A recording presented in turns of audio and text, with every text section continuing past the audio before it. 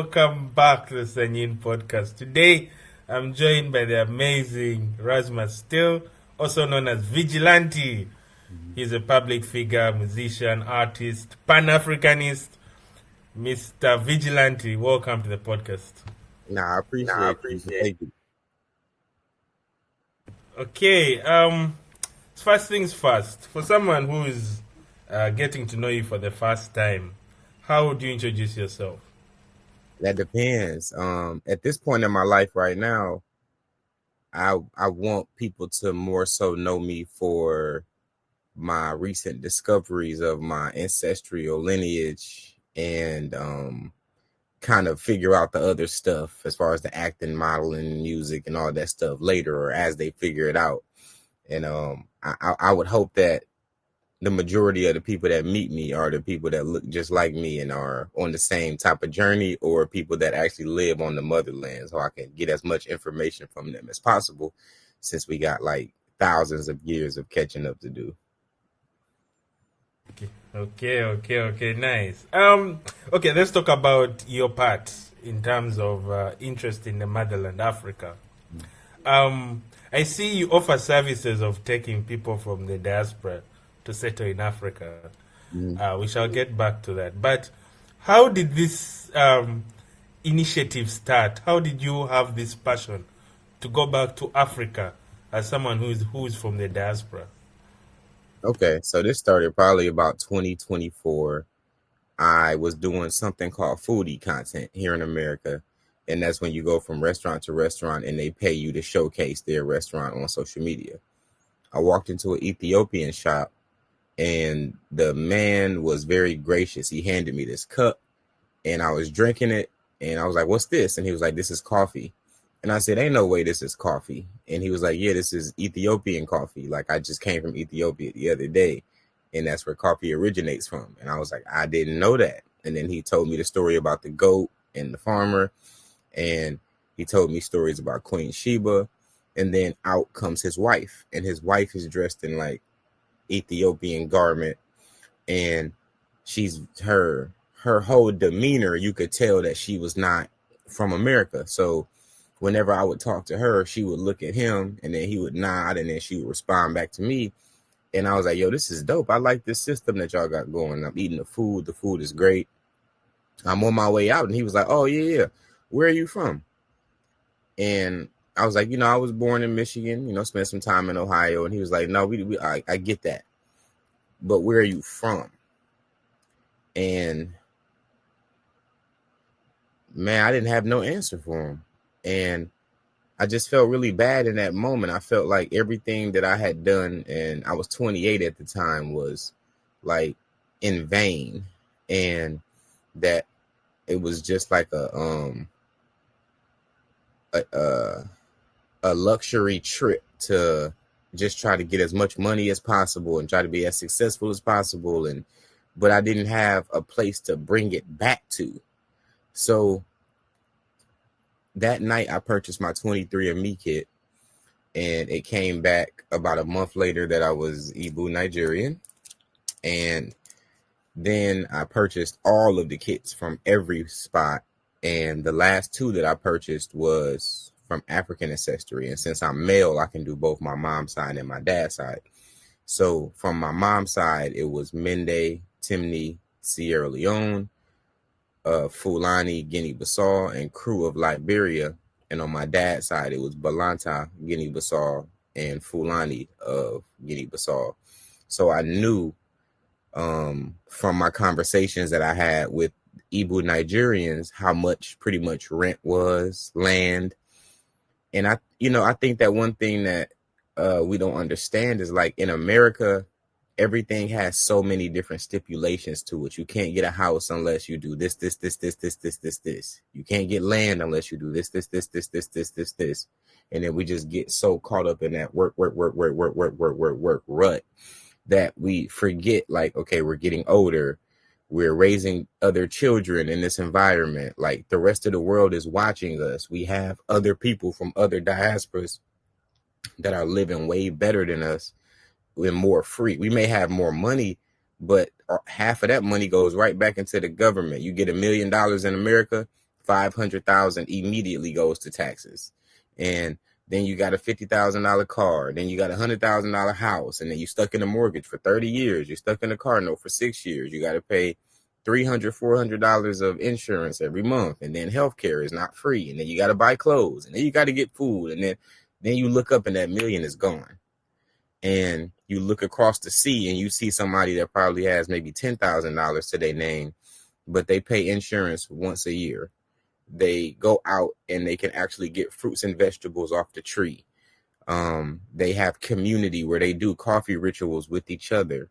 They may not live in a big 10, 20 bedroom mansion, but the small homes that they live in, they own them with no property tax and no rent and no mortgage. And they may not have the latest fashion, but the clothes are comfortable for them and they're tribal and traditional to where they have culture.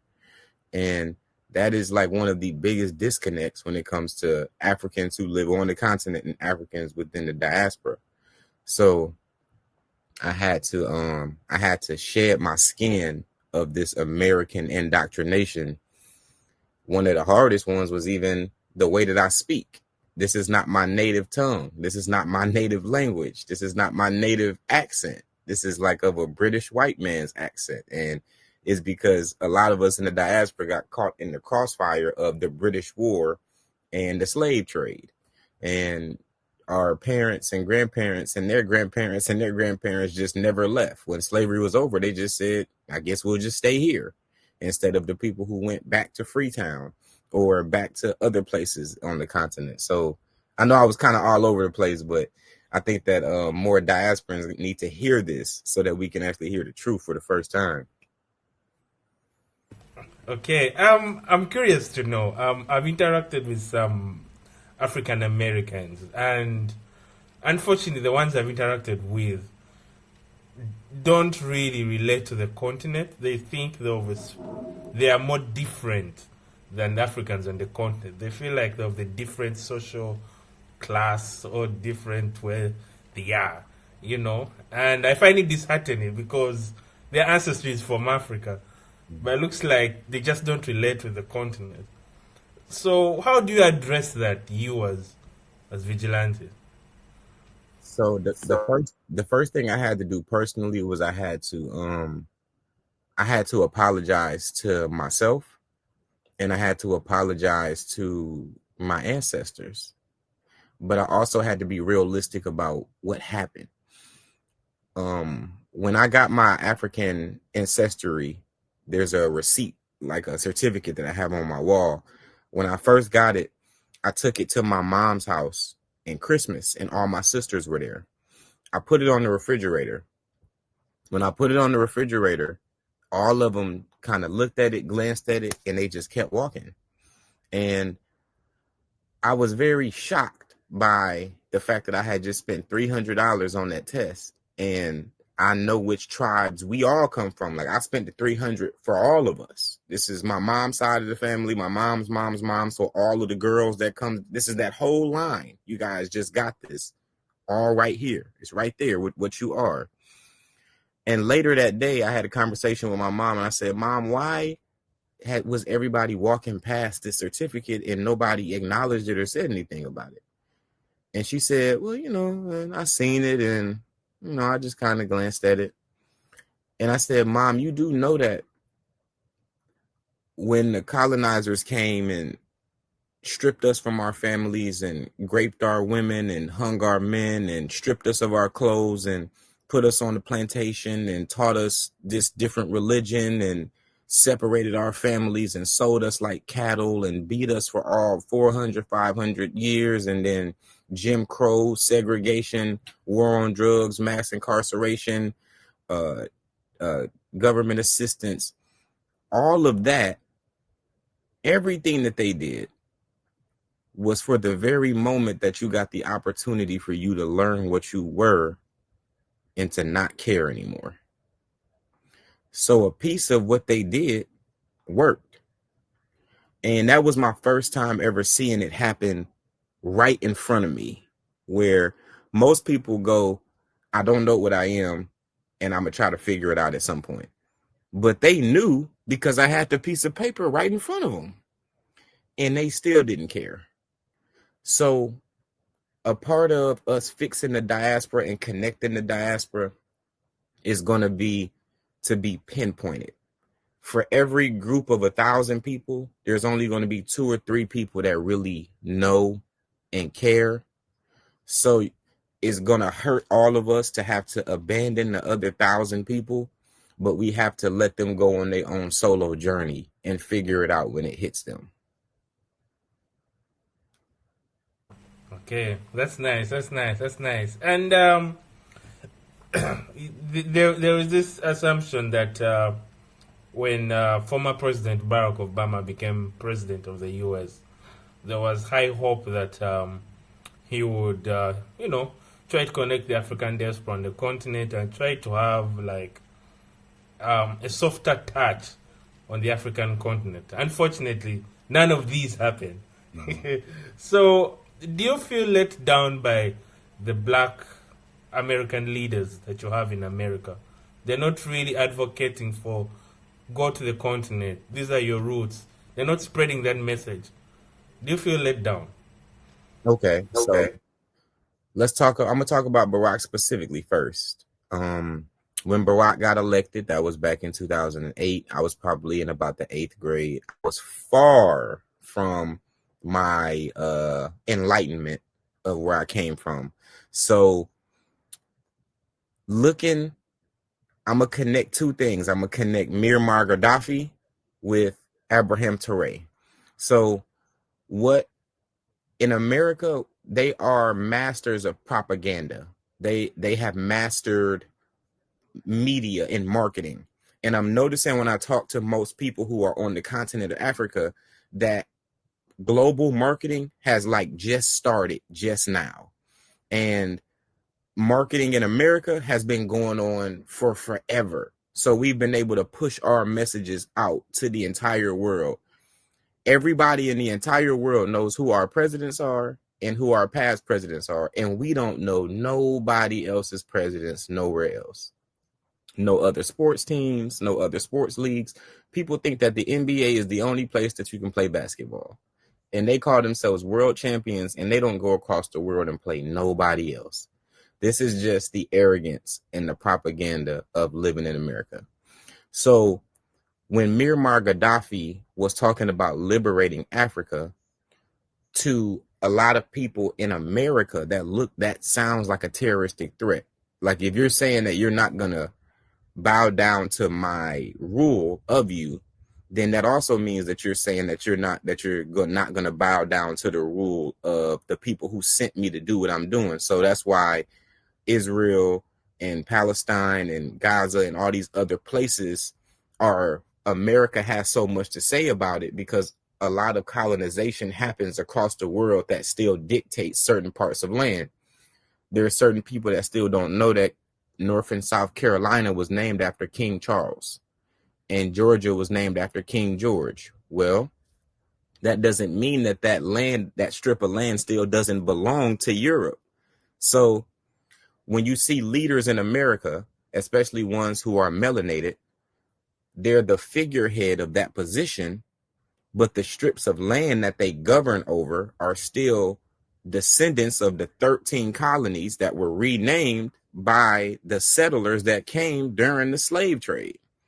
So the power that they have, the positions that they want to take, and the change that they want is necessarily always going to fall on deaf ears of people who saw melanated people as nothing more than workforce and cattle when they first got to this strip of land anyway.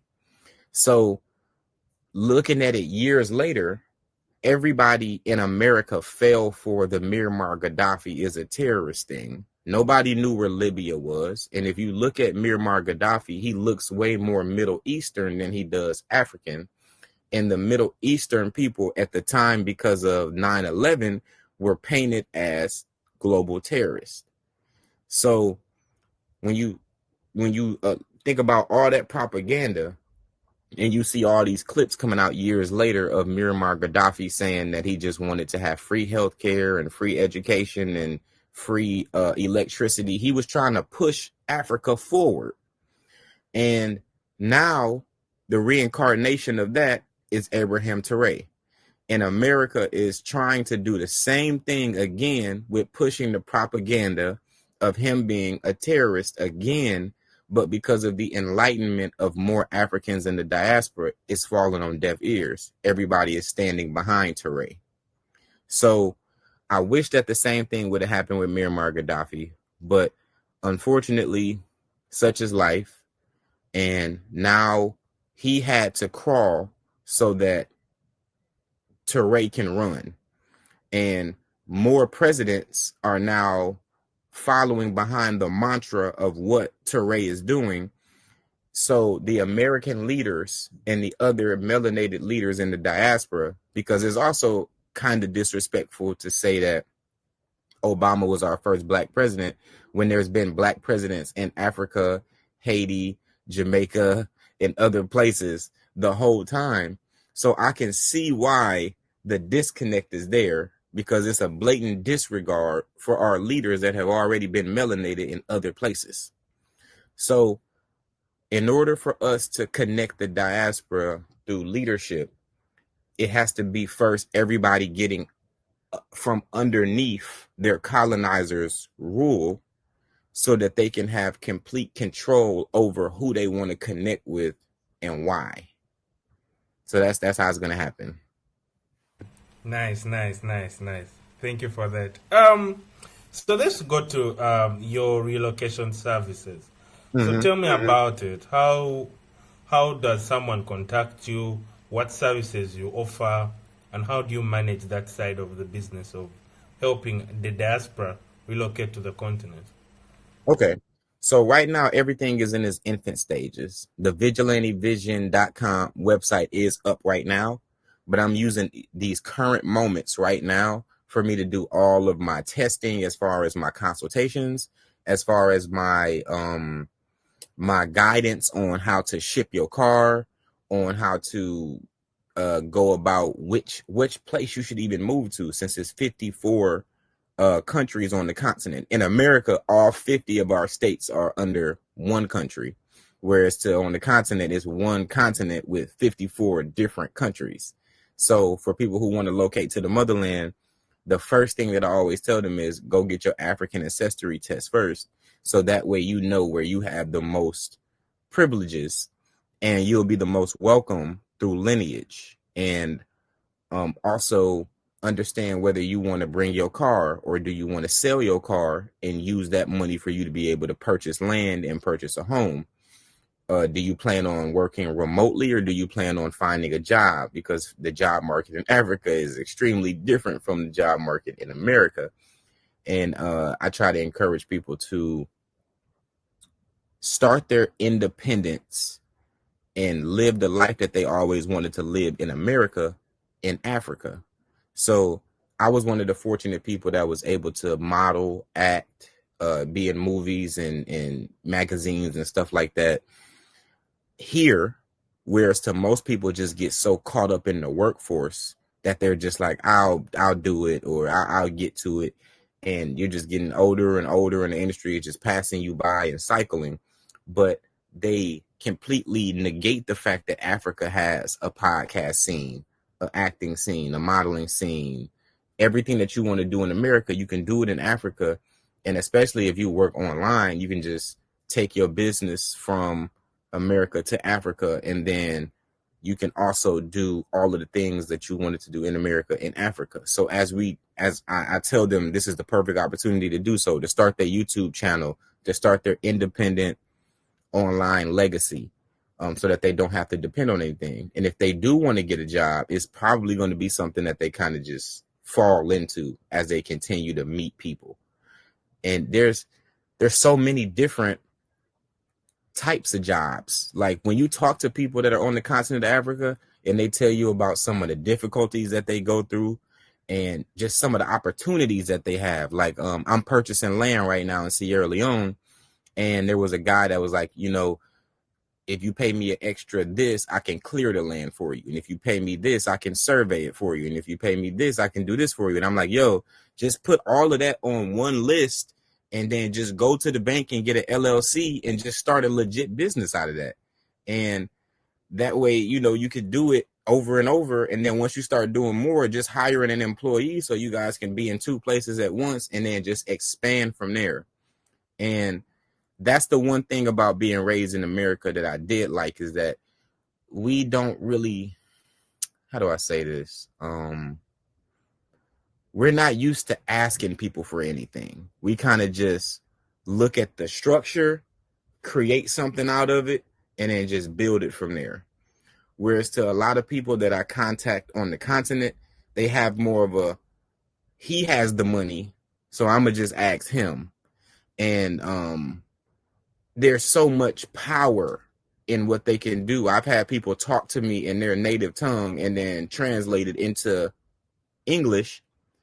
And that's power in itself. It's for you to be able to speak other languages. And for me to say, okay, that's $20. How much is that in Naira? How much is that in Leones? How much is that in CF francs? How much is that in Ghana CDs? And a person to be able to tell you all 5 of those, like, oh, it's this much, oh, it's that much. That's a power in itself. But I can see how with colonization, especially on the 54 countries, that people would feel less empowered to put that message out to the world that they have those abilities. But those abilities are worth money that people around the world want to see. People want to travel the world in places that they don't travel to. They want other people to explain to them what it's like to be there so they can live through them. But the people who don't enjoy living there don't necessarily see how empowering them living there is. So one of the things that I do with my company is it's more than just a physical move. It's a mental shift. I tell people, do not bring America to Africa when you come to Africa. Leave America in America and then go to Africa with a blank slate, understanding that we in the diaspora are variants of the motherland. It's not the other way around. This is the origin, and we were spread out. So when we come back with a clear mind state that we're coming back to relearn everything that we lost when we were indoctrinated into these other places. And so it's a mental shift as far as a physical shift. But all in all, I want to take pop culture, which is what we have in America, and I want to expand it to the continent to where people are empowered to dress in their African fashion, not as like a punishment, but as like an empowerment. Like, I'm from the Zulu tribe. I feel proud to wear this. I'm Igbo. I feel proud to wear these beads. I'm to empower that, to show everybody else in the world, no matter where you go in the world, people should be able to look at your garment and be like, oh, he's from such and such. He's from Ghana. She's from Liberia. They should know that. And the people from these places should be proud to showcase that. So I bring the fashion aspect of it, the commercial marketing aspect of it, the UGC, all of the brands. I've done over 300 collaborations in America. And I plan to take all 300 of those collaborations and bring them to the continent. I'm just taking the eyes from here and shifting it over here and bringing the resources back to the motherland, because America doesn't deserve to have those resources from me. They don't need them, 1. And 2, they don't appreciate it regardless. To them, I'm just another black man. And if I get murdered today, they're just going to talk about it on the news tomorrow, and then that's going to be it. And I'm going to be added to that long list of other people that have been murdered, and then they're just going to continue on with their day. But in Africa, with the stuff that I'm doing, I could have a street named after me. I could have a whole town. I could take my resources that I get in and all of the stuff that I do, and I can actually have conversations with the government and tell them, hey, I want to build this park, or I want to build this medical facility. I want to do something to help out the children. I want to aid them by doing this and that. And I think that we should add this into the school curriculum and actually have an ear where they're listening to me, rather than just like, oh, that's just another person, whatever, it doesn't matter. So that's what I do with my company. I pretty much allow people to have that mental shift as far as, and that physical shift, to be proud of where they're from, and to know that every opportunity that they don't have in America or in other diasporas, they have it on the continent. Wow, wow, amazing, amazing, amazing, indeed. So I'm curious to know, according to your experience, which African countries are more welcoming for the diaspora to settle in and invest? So So, um, this is an interesting one. Let me preference this first by saying I have yet to physically step foot on the continent, and the tribes that I belong to specifically, the Fula, the Balanta, the Mende, the Timni, Ibu crew, with those six being the ones that I'm predominantly from, those are the ones that I predominantly speak with. So the way that I look at it is like people outside of Africa see Africa in its totality. People that are inside of Africa understand how divided Africa is even on the continent. And that's another thing that I'm looking to implement when I get back, because I know everyone's going to be asking, why would I want to maneuver such a successful career in America to Africa? And that's because we as melanated people are only going to be as strong worldwide as the continent of Africa is. And we can only be strong on the continent when we're united and we tear these borders down and we tear these visa requirements down and we tear this tribalism down. I want people to be proud of the tribes that they come from, but I don't want that to be a deterrent factor. We're already divided worldwide, so we don't need to be divided by neighbors and by village and by city limits and stuff like that. We need to do away with that. So what I've noticed is that people whose tribes you belong to are extremely welcoming to you, especially when they feel that they can feel that you are trying to connect with them. And what I've noticed is that there's a silent disregard for everybody else. So when I talk about, let's say when my results came back from Ibu, right? That was my first results. I had those results the longest for about 2 months. So for 2 months, I was just buying Ibu attire. I was painting Ibu paintings. I was about to move to Nigeria. I'm talking to all Ibu people. My Instagram is being flooded by Nigerians. When my results came back for Sierra Leone, the Ibu tribe got quiet. And I noticed it. It was just like very subtle, like, okay, we thought he was Nigerian. And the truth is, I am Nigerian, but I'm also Sierra Leonean, and I'm also Liberian, and also from Guinea-Bissau. So it's like, from the outside looking in, you would think like this would be like a totality celebration, but it's not a totality celebration. It's a celebration of being related to a specific tribe, which both of them are beautiful. And what I realized was that we're going to be fighting an uphill battle. This is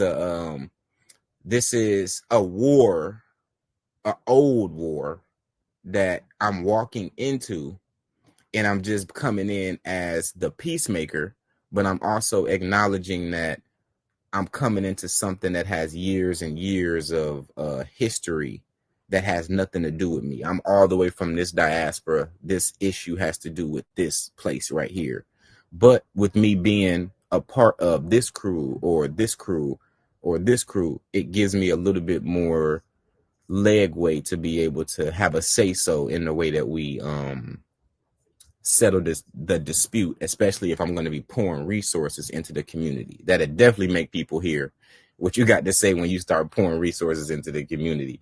So all in all, I think that as more places develop, the more they'll be able to spread the kindness that they showcase to people.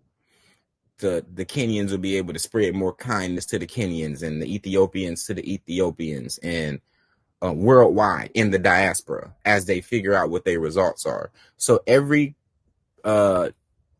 geographical location in Africa is going to be super nice to the people that belong there first, and then they're going to spread that to the rest of the continent. So that's my goal, and that's what I'm seeing in real time happen right now. Okay, I understand it. I've also liked the way you've highlighted the tribalism and the divisions we have in Africa. Yeah. It's unfortunate that you see it, you as in the diaspora. It's very unfortunate. But okay, I'm curious to know, if someone from, let's say, my country, Uganda, reaches out to you and is like, Mr. Vigilante, I want to relocate to Uganda. How would you help them? They're totally green, but they want to go there. How would you help them? Okay. So there's two things that I would do.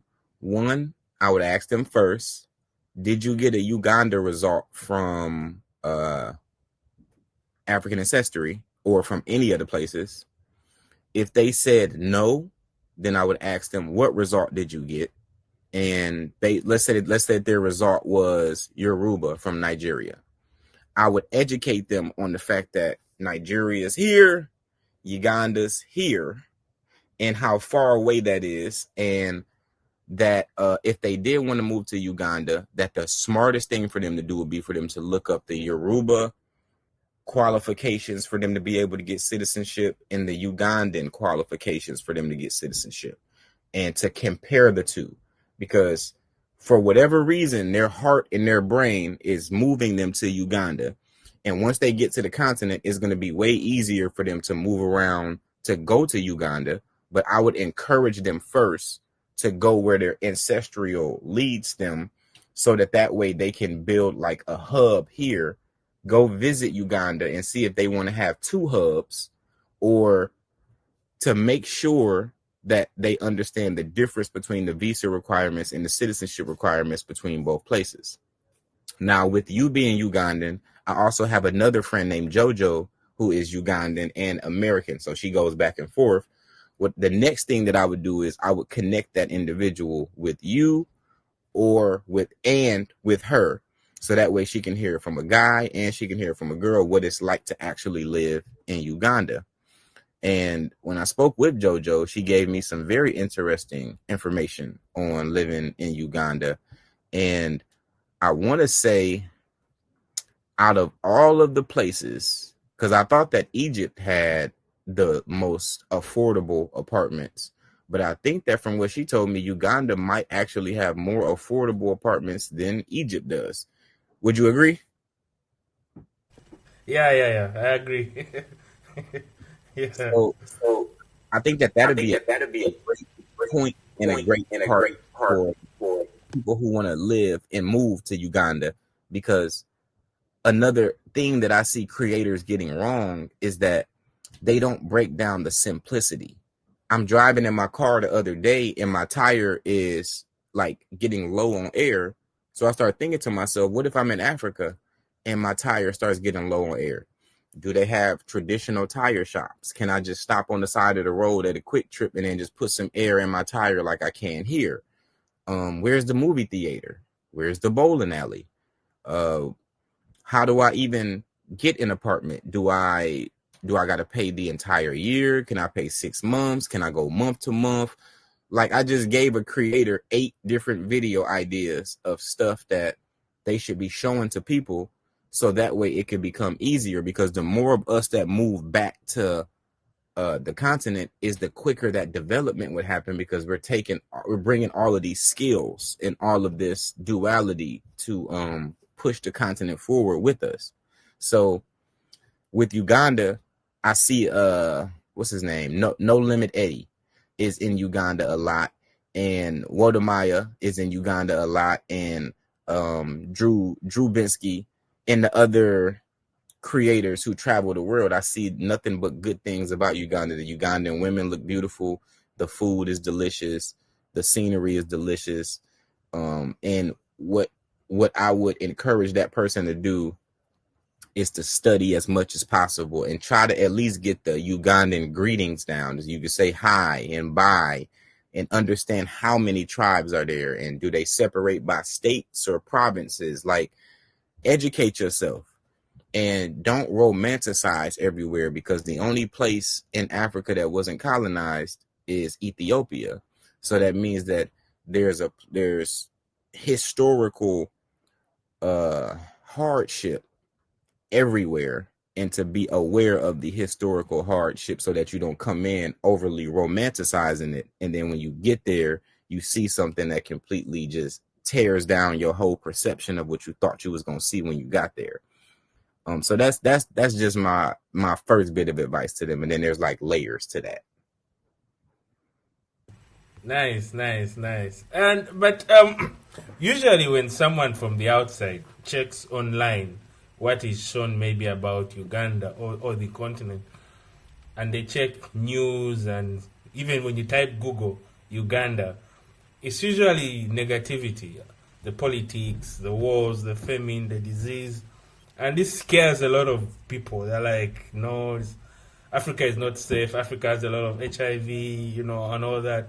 So how do you address these concerns for someone reaching out to you? I would hope that in 2025, people have become a little bit more proficient when it comes to using social media, and also when it comes to utilizing their reach. So a person can have 5,000, we'll just say a small number, 5,000 followers on TikTok or Instagram. You can literally go to TikTok, go to the explore page and type Uganda right there, and you can see people who live in Uganda every single day right there.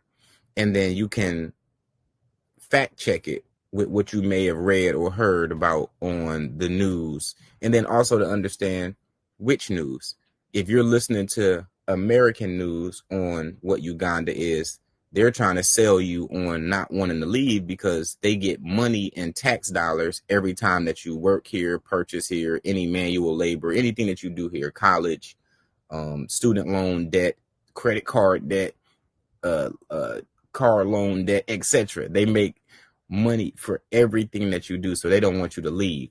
So I recommend just extensive research, and the research becomes easier and it becomes fun if I realize that I'm from a place in Uganda and I'm from a tribe in Uganda. I should want to do the research, not even just for Uganda, but just for myself to figure out who I am. And that brings me to a point where I met a woman named Grace in Igbo, Nigeria. She was one of the first people to reach out to me and start telling me all of the information.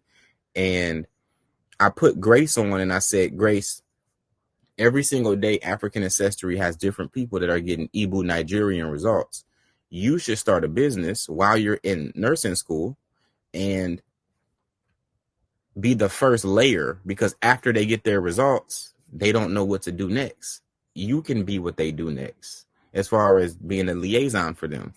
And there was a girl who hit her up and said, I would like to talk to the Igbos that are on the east side. And Grace was trying to get her to buy something and to purchase something rather than just having the conversation with her. And I asked Grace, I said, well, did you not know anybody from the east side? And she was like, no, I'm from the east side. And I was like, oh, well, she was looking for you. She wanted to talk to you. And for whatever reason, I don't think that it computed with her that if she just would have befriended that person instead of looking at them like a business opportunity, they would have eventually bought stuff and they would have brought more people, and they might have even relocated to where she lives to help develop it. So the extensive and that just is from the first layer. So that person had just got their results, so they didn't even have time to like go on YouTube or TikTok or Instagram or anything. They just went straight to Grace because she was recommended.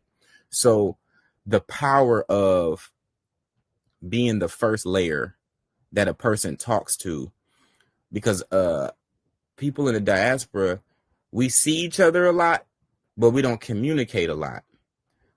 And the only way that we can fix this issue is for us to communicate. And there's language barriers, there's cultural barriers, there's political barriers. We're fighting an uphill battle. So now we have to overly communicate. And we have to make sure that we're on the same page with every part of this. The results, the relocation, the traditions, the pop culture, the politics, etc.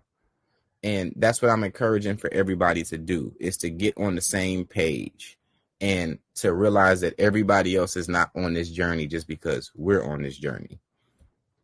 I want to see all of the Ugandans in the diaspora who aspire to go back to Uganda, to go back there and to enjoy the beauty of it and to help with anything that is needed in any sector, whether it be education, healthcare, streets, buildings in the village, whatever it may be.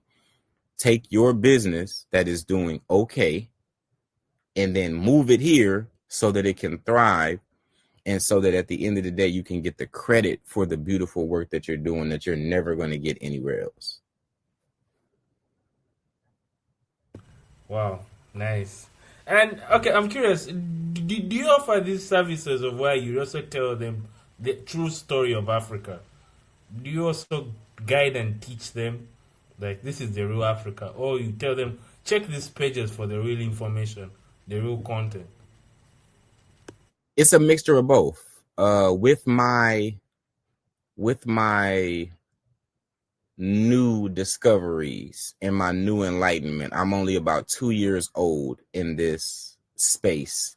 So I have to also know for myself that I don't know enough of the history and I'm still learning it in real time. So if somebody gets a result that I'm not familiar with and I haven't done the research on it, I take that opportunity for us to do the research together and to figure it out in real time, and for me to reach out to people. See, my goal is to have liaisons in all 54 countries. So that way, if somebody gets a result in Kenya, I can just hit up my Kenyan people and they can just surround that person with love and with information. Somebody gets a result in Egypt, I call up my Cairo people, and then they just surround the person with love and information. And as they're doing it, I'm going to still be right there learning all of the information in real time. So it's only a matter of time before I know all of the history that people have given me of all 54 countries, and I'll be able to give it to those people. I'm still be connecting them with those other people. And that's how we connect our businesses in Africa too. When you see street food vendors and everybody's predominantly selling the same thing, but they're right next to each other, that creates more division. Whereas we need to connect our businesses with each other. If you make hats, I make shoes, this person makes shirts, this person does socks. We have one business and we all operate under our limited liabilities. And we push our business to the locals, then to the city, then to the entire state, then to the country, then to the continent, then to the rest of the world. When people start collaborating on those levels, then that's when we'll see a better tomorrow with Africa. The history is like, if we're just like consolidating it into one thing, is that we've been way too welcoming in the past. And every time that a settler or a colonizer, as we would call it, comes in, we are way too giving, and we have been way too forgiving for the things that have happened in the past. And I think that this is the first time. Muammar Gaddafi was like a taste of what Abraham Traoré was to do in the future. And this is the first time that we're seeing a ruler in real time be so public, because this is my first time hearing about Burkina Faso. So being so public and having the news coverage of an American politician and saying in real time, we're kicking out the French. We don't want this language. We don't want this money. We're going to do our own infrastructure. A lot of African leaders that I've seen in the past have had these thoughts in their mind, but they're like, I don't think that I'm going to be able to sustain if I do it. And with him, he's like, I don't care. Not only do I know that I'm going to sustain, but worst case scenario, if this was not to work, I would still be proud of the fact that I took the initiative to do it in the first place, because somebody's got to do it. It's got to start somewhere. And I feel the same way with my transform from America to the continent. I'm going over there. A big part of the reason is for me to help Abraham Traoré and for me to bring all of my resources that I have to him and say, what do you need me to do? How can I help in this mission? Even though I'm all the way in Sierra Leone, Burkina Faso is not too far, Ghana is not too far, Nigeria is not too far. And the way that this is going to spread across the rest of the continent is going to be like wildfire. So if everybody in the location that they're in just starts to build their own infrastructure, because you got to ask yourself, how does the city get here? Well, because people build it. Okay, so if people know how to build it, then why are they not building more? Why are they not expanding it out? Then you say, well, because the resources are not here. Well, here's the thing. If people continue to build, then people will want to buy what's already built that has no initial owner to it. So instead of just building one house in a terrible location, if you build 10 houses, then you'll be able to sell the other 9 houses because they're already done. When people from America move to these places, we don't want to have the conversations about building a well, finding solar panels, being able to get Wi-Fi. All of that stuff is too divided. When you buy a house in America, you just buy the house. And even though you got to pay property taxes on it every year, it's still more convenient because you're just buying the whole house. When you buy the car, you don't want to buy the wheels and then the steering wheel and then the foot pedal and then the seats. Let me just get the whole car. And I'm pushing Africans in that direction for them to be able to see how when you just put something out that's turnkey, then you can just continue to do that. And before you know it, you have a whole neighborhood. Once that neighborhood is done, you move to the next neighborhood. Once that neighborhood is done, you move to the next neighborhood. This is what infrastructure and development looks like. This is how America, outside of the kidnapping and the colonizing and all of that, from a technical standpoint, this is how they were able to do it. And Africa can do the exact same thing. And right now is the perfect time. Nice. My final question to you would be, for someone on the continent right now, listening to you and to this conversation, what would be your advice or message to them? In the diaspora or on the continent? No, on the continent, Africa.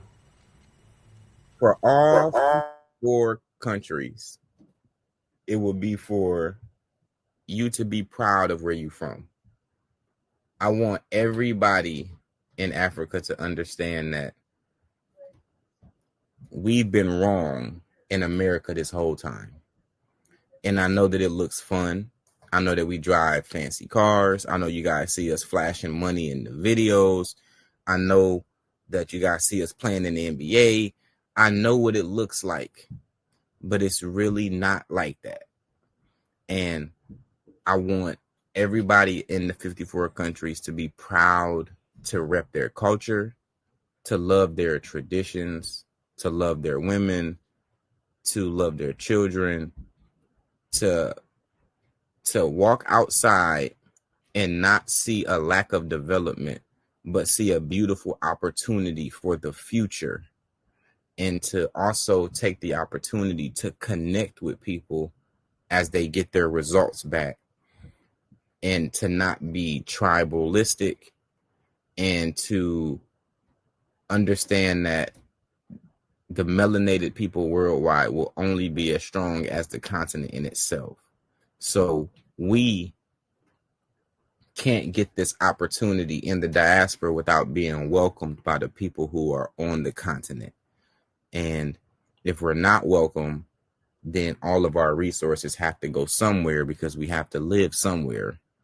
So for the people on the continent to continue to stay welcoming and to give information about what's really happening in real time. And if there's any opportunities, to vocalize those opportunities worldwide, because there's always capital everywhere sitting to the side. Even if the person on the continent doesn't have the capital, somebody that he knows within the diaspora is going to have the capital to be able to have that opportunity for them in their lineage forever. So as there's opportunities that arise, present those opportunities on social media and to family and friends of the diaspora, someone can make it happen for you.